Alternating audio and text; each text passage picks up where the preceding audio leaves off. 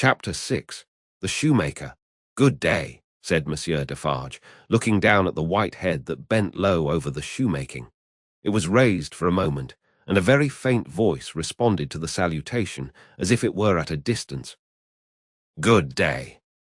You are still hard at work, I see."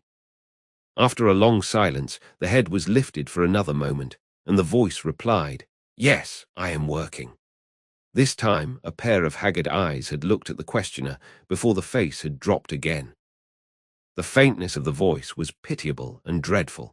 It was not the faintness of physical weakness, though confinement and hard fare no doubt had their part in it. Its deplorable peculiarity was that it was the faintness of solitude and disuse. It was like the last feeble echo of a sound made long and long ago. So entirely had it lost the life and resonance of the human voice that it affected the senses like a once beautiful colour faded away into a poor weak stain. So sunken and suppressed it was that it was like a voice underground. So expressive it was of a hopeless and lost creature that a famished traveller, wearied out by lonely wandering in a wilderness, would have remembered home and friends in such a tone before lying down to die. Some minutes of silent work had passed, and the haggard eyes had looked up again, not with any interest or curiosity, but with a dull mechanical perception beforehand that the spot where the only visitor they were aware of had stood was not yet empty. "I want," said Defarge, who had not removed his gaze from the shoemaker, "to let in a little more light here. You can bear a little more." The shoemaker stopped his work, looked with a vacant air of listening at the floor on one side of him, then similarly at the floor on the other side of him, then upward at the speaker. "What did you say?" "You can bear a little more light." "I must bear it if you let it in," laying the palest shadow of a stress upon the second word. The opened half-door was opened a little further, and secured at that angle for the time. A broad ray of light fell into the garret, and showed the workman with an unfinished shoe upon his lap, pausing in his labour. His few common tools and various scraps of leather were at his feet and on his bench. He had a white beard, raggedly cut, but not very long, a hollow face, and exceedingly bright eyes. The hollowness and thinness of his face would have caused them to look large, under his yet dark eyebrows and his confused white hair, though they had been really otherwise. But they were naturally large, and looked unnaturally so. His yellow rags of shirt lay open at the throat, and showed his body to be withered and worn. He, and his old canvas frock, and his loose stockings, and all his poor tatters of clothes, had in a long seclusion from direct light and air faded down to such a dull uniformity of parchment yellow that it would have been hard to say which was which. He had put up a hand between his eyes and the light, and the very bones of it seemed transparent. So he sat, with a steadfastly vacant gaze, pausing in his work. He never looked at the figure before him without first looking down on this side of himself, then on that, as if he had lost the habit of associating place with sound. He never spoke without first wandering in this manner and forgetting to speak. "Are you going to finish that pair of shoes today?" asked Defarge, motioning to Mr. Lorry to come forward. "What did you say? Do you mean to finish that pair of shoes today?" "I can't say that I mean to. I suppose so. I don't know." But the question reminded him of his work, and he bent over it again. "Mr. Lorry came silently forward, leaving the daughter by the door. When he had stood, for a minute or two, by the side of Defarge, the shoemaker looked up. He showed no surprise at seeing another figure, but the unsteady fingers of one of his hands strayed to his lips as he looked at it. His lips and his nails were of the same pale lead colour, and then the hand dropped to his work, and he once more bent over the shoe. The look and the action had occupied but an instant. "You have a visitor, you see," said Monsieur Defarge. "What did you say?" "Here is a visitor." The shoemaker looked up as before, but without removing a hand from his work. "Come," said Defarge. "Here is Monsieur, who knows a well-made shoe when he sees one. Show him that shoe you are working at. Take it, Monsieur." Mr. Lorry took it in his hand. "Tell Monsieur what kind of shoe it is, and the maker's name." There was a longer pause than usual, before the shoemaker replied. I forget what it was you asked me.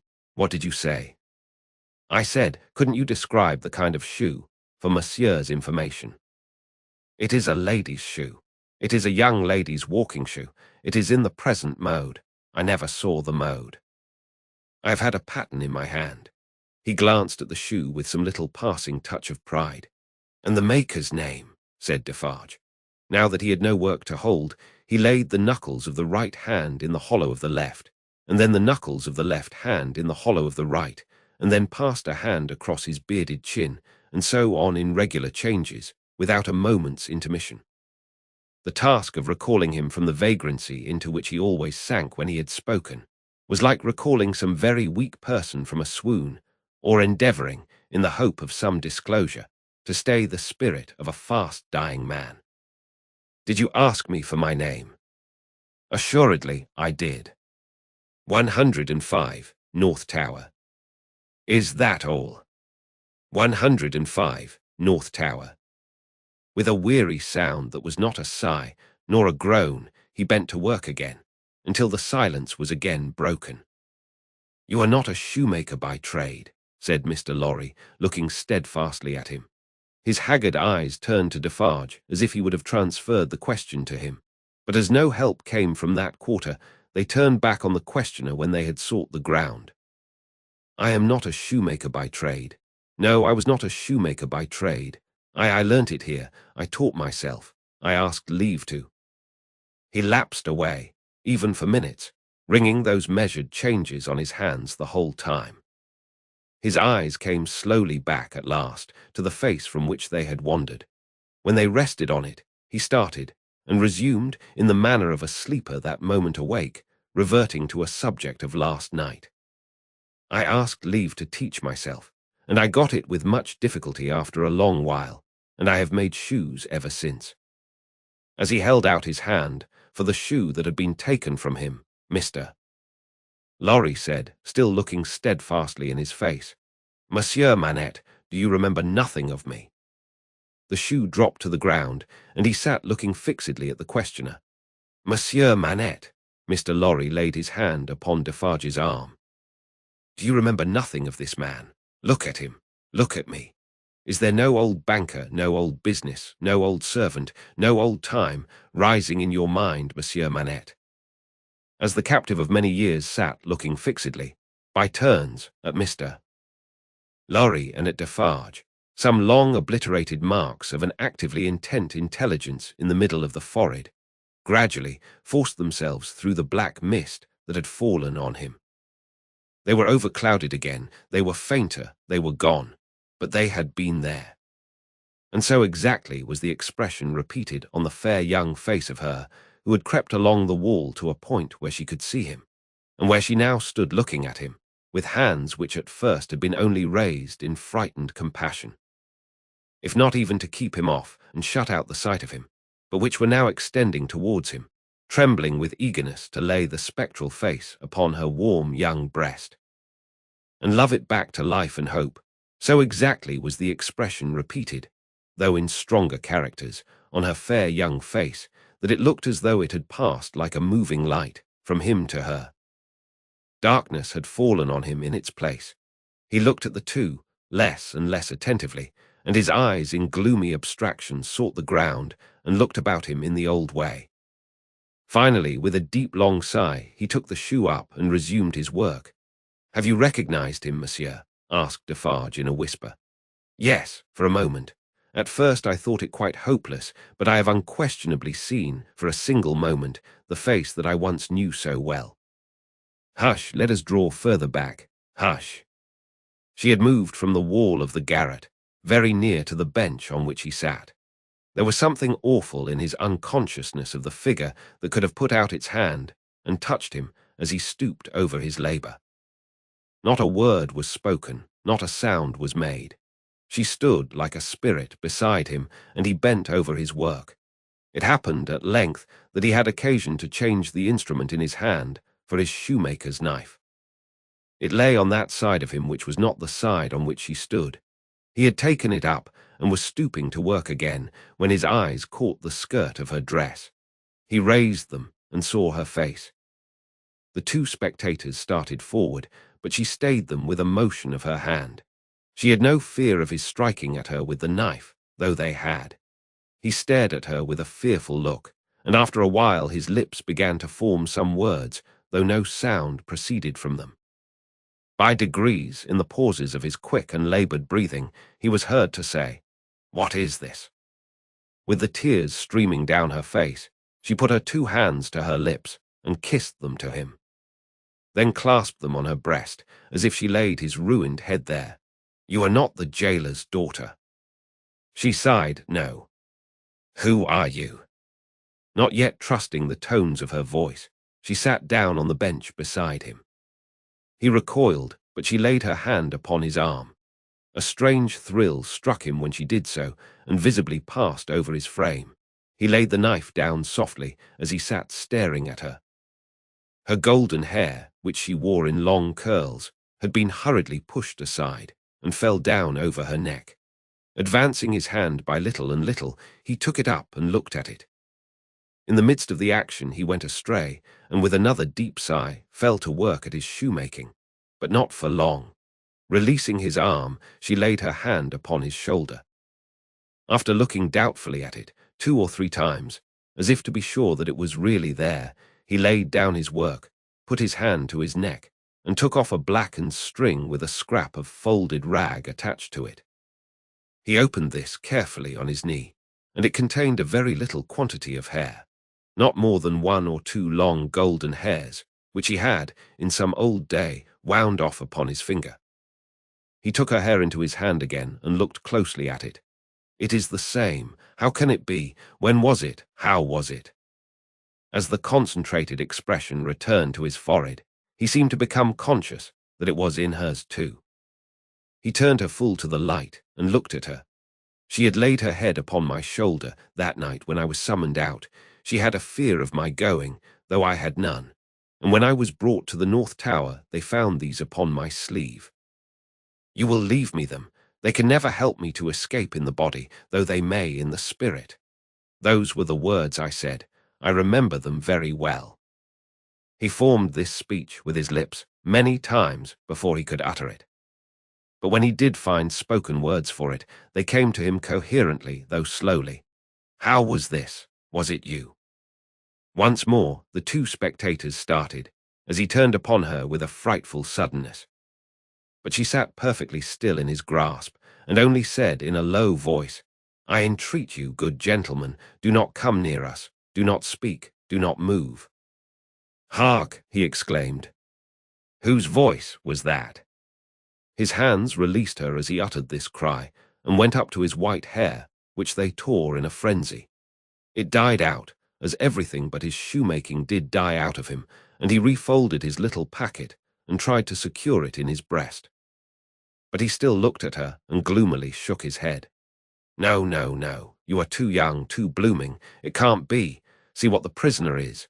These are not the hands she knew. This is not the face she knew. This is not a voice she ever heard." No, no. She was, and he was, before the slow years of the North Tower, ages ago. "What is your name, my gentle angel?" Hailing his softened tone and manner, his daughter fell upon her knees before him, with her appealing hands upon his breast. "Oh, sir, at another time you shall know my name, and who my mother was, and who my father, and how I never knew their hard, hard history. But I cannot tell you at this time, and I cannot tell you here. All that I may tell you here and now is that I pray to you to touch me and to bless me. Kiss me, kiss me. Oh, my dear, my dear." His cold white head mingled with her radiant hair, which warmed and lighted it as though it were the light of freedom shining on him. "If you hear in my voice, I don't know that it is so, but I hope it is. If you hear in my voice any resemblance to a voice that once was sweet music in your ears, weep for it, weep for it. If you touch, in touching my hair, anything that recalls a beloved head that lay on your breast when you were young and free, weep for it, weep for it. If, when I hint to you of a home that is before us, where I will be true to you with all my duty and with all my faithful service, I bring back the remembrance of a home long desolate, while your poor heart pined away, weep for it, weep for it. She held him closer round the neck and rocked him on her breast like a child. If, when I tell you, dearest dear, that your agony is over, and that I have come here to take you from it, and that we go to England to be at peace and at rest, I cause you to think of your useful life laid waste, and of our native France so wicked to you, weep for it, weep for it. And if, when I shall tell you of my name, and of my father who is living, and of my mother who is dead, you learn that I have to kneel to my honoured father, and implore his pardon for having never for his sake striven all day and lain awake and wept all night, because the love of my poor mother hid his torture from me, weep for it, weep for it. Weep for her then, and for me. Good gentleman, thank God, I feel his sacred tears upon my face, and his sobs strike against my heart. Oh, see, thank God for us, thank God. He had sunk in her arms, and his face dropped on her breast.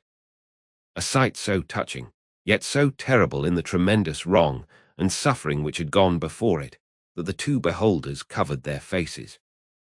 When the quiet of the garret had been long undisturbed, and his heaving breast and shaken form had long yielded to the calm that must follow all storms, emblem to humanity, of the rest and silence into which the storm called life must hush at last, they came forward to raise the father and daughter from the ground.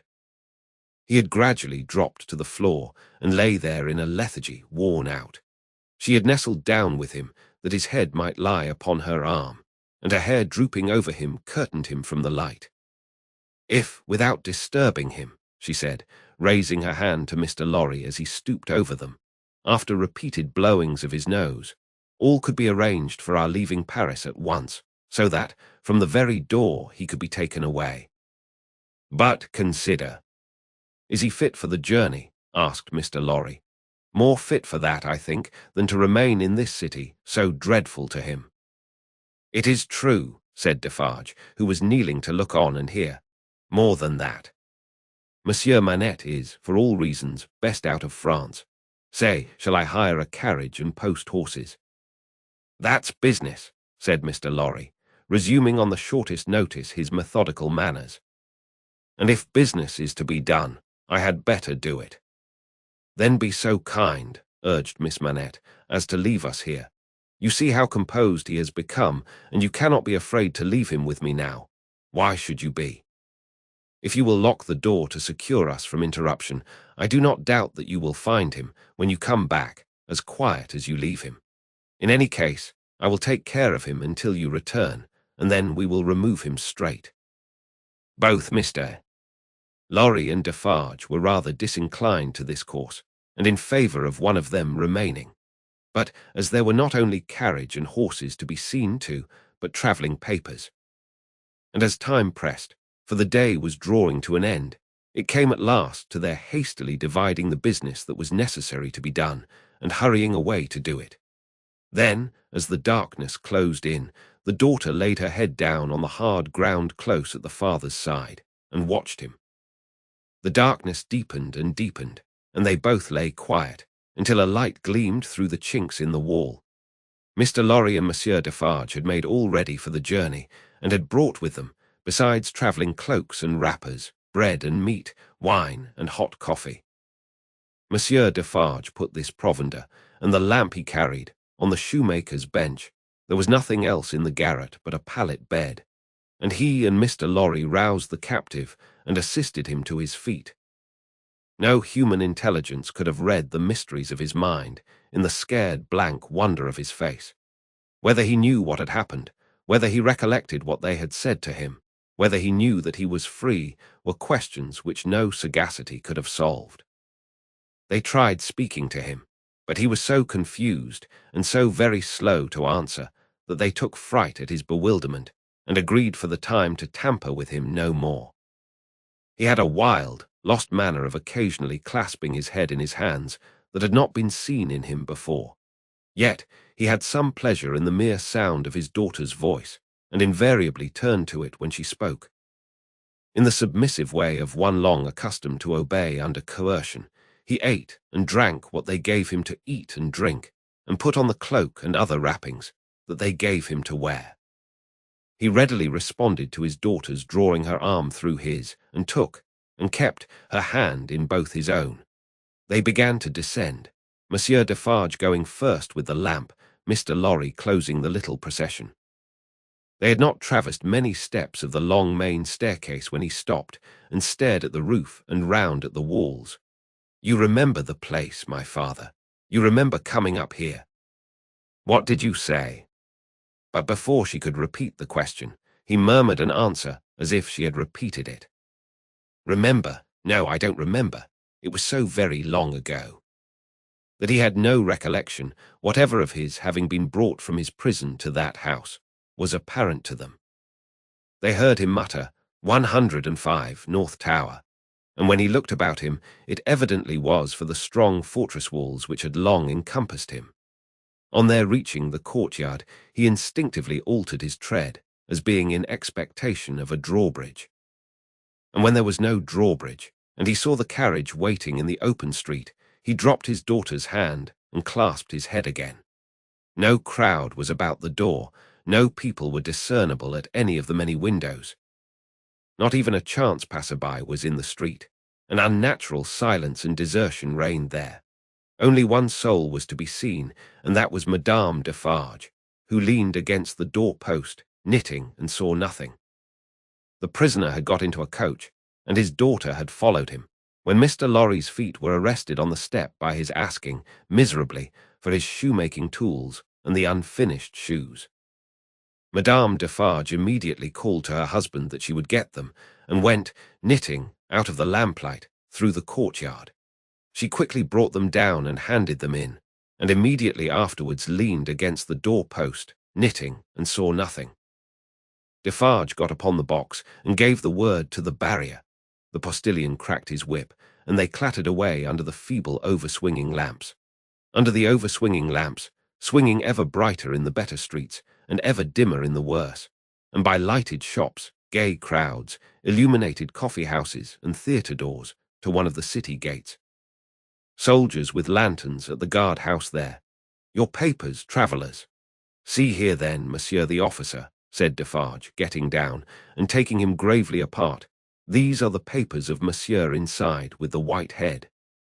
They were consigned to me with him at the—" He dropped his voice. There was a flutter among the military lanterns, and one of them being handed into the coach by an arm in uniform. The eyes connected with the arm looked, not an every-day or an every-night look, at monsieur with the white head. "It is well. Forward," from the uniform. "Adieu," from Defarge. And so, under a short grove of feebler and feebler over-swinging lamps, out under the great grove of stars, beneath that arch of unmoved and eternal lights, some so remote from this little earth that the learned tell us it is doubtful whether their rays have even yet discovered it, as a point in space where anything is suffered or done. The shadows of the night were broad and black. All through the cold and restless interval, until dawn, they once more whispered in the ears of Mr. Jarvis Lorry, sitting opposite the buried man who had been dug out, and wondering what subtle powers were forever lost to him, and what were capable of restoration. The old inquiry, "I hope you care to be recalled to life." And the old answer, "I can't say." The end of the first book.